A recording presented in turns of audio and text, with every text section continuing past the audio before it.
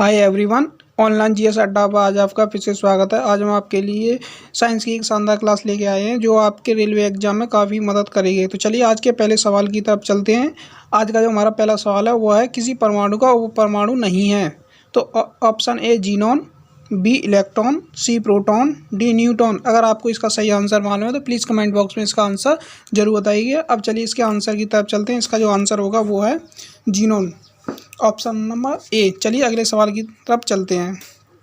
परमाणु के भीतर न्यूट्रॉन द्वारा प्रोटॉन पर आरोपित बल कहलाता है ए ज्वारीय बल, बी विद्युत स्थैतिक बल, सी गुरुत्वाकर्षण बल, डी नाभिकीय बल। अगर आपको आंसर मालूम है तो प्लीज़ कमेंट बॉक्स में इसका आंसर जरूर बताइएगा।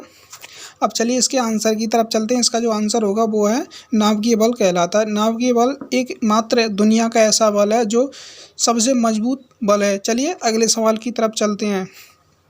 उस लवण का उदाहरण निम्न में से कौन सा है जिसकी जलीय विलयन का पीएच मान 7 से कम है? A sodium chloride, B ammonium chloride, C sodium carbonate, D sodium bicarbonate. इसका जो सही आंसर होगा वो है अमोनियम क्लोराइड।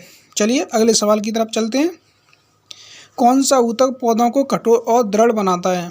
ए जाइलम, बी स्क्लेरेकाइमा, सी पेरेकाइमा, डी कोलनकाइमा। इसका जो सही आंसर होगा वो है स्क्लेरेकाइमा।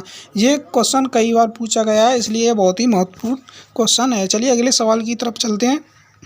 25 ग्राम सल्फ्यूरिक अम्ल में कितने मोल होते हैं? ए 255, बी 0.025, सी 25, डी 0.255। इसका जो सही आंसर होगा वो है ऑप्शन नंबर डी 0.255। चलिए अगले सवाल की तरफ चलते हैं।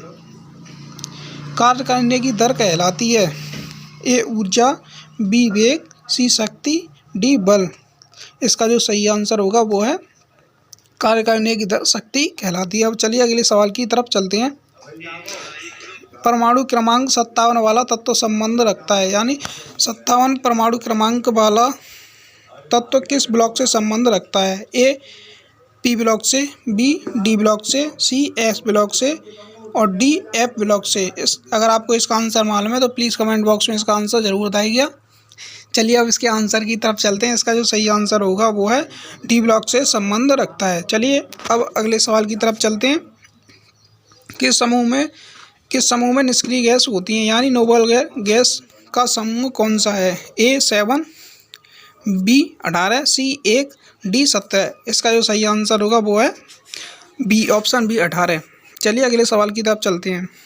पहाड़ से गिर रही कोई वस्तु में होती है केवल गतिज ऊर्जा, बी केवल स्थैतिक ऊर्जा, सी केवल घर्षण बल, डी गतिज ऊर्जा और स्थितिज ऊर्जा दोनों। इसका जो सही आंसर होगा वो है स्थितिज ऊर्जा और गतिज ऊर्जा दोनों होती हैं। चलिए अगले सवाल की तरफ चलते हैं।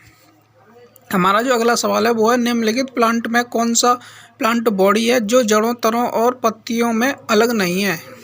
और ए चारा, बी रिकिया, सी स्पायरो गायरा, डी मर्सलिया। इसका जो सही आंसर होगा ऑप्शन नंबर सी। चलिए अगले सवाल की तरफ चलते हैं।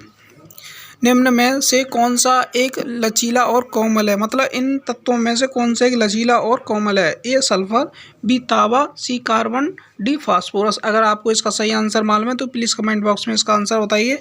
इसका जो सही आंसर होगा वो है तांबा। एक ऐसा तत्व है जो लचीला और कोमल है। चलिए अगले सवाल की तरफ। निम्न में से कौन सा सरल स्थायी ऊतक नहीं है? ए जिवतक, बी जाइलम, सी कोलनकाइमा, डी फिलोएम। इसका जो सही आंसर होगा वो है जाइलम। चलिए अगले सवाल की तरफ चलते हैं।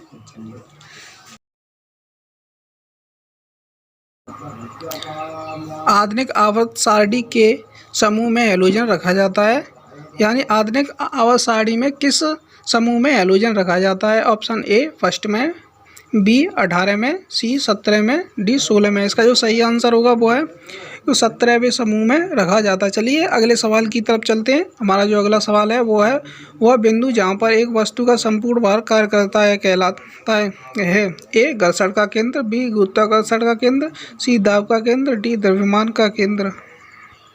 इसका जो सही आंसर है वो है घर्षण का केंद्र कहलाता है। चलिए अगले सवाल की तरफ चलते हैं। हमारा जो अगला और अंतिम सवाल है वो है निम्नलिखित में से किसमें यौगिक में क्रिस्टलीकरण का पानी नहीं है? A baking soda, B gypsum, C washing soda, D copper sulphate. अगर आपको इसका सही आंसर मालूम है तो प्लीज़ कमेंट बॉक्स में इसका आंसर ज़रूर बताइएगा। इसका जो आंसर है वो हम अगली वीडियो में देंगे। Thank you.